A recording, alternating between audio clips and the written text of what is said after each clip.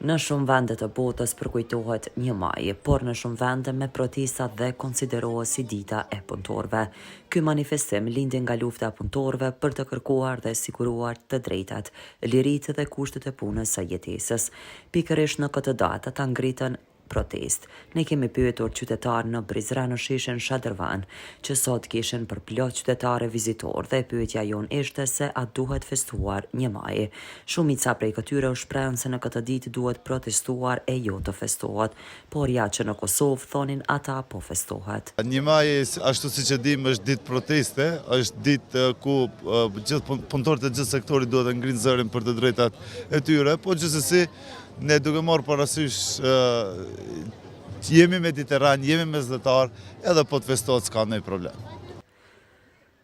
Njëri nga ata pohon se në këtë datë duhet protestuar sepse gjendja e krijuar në Kosovë duhet vazhdimisht të jetë shqetësuese, gjendja në shëndetësi, në arsim, gjendja ekonomike e të tjera. Pasi mbas rregullohet duhet me protestu, jo me festu, se s'kem çka festojmë. Është krizë e përgjithshme ekonomike, njerëzit janë të pakënaqur, nuk di.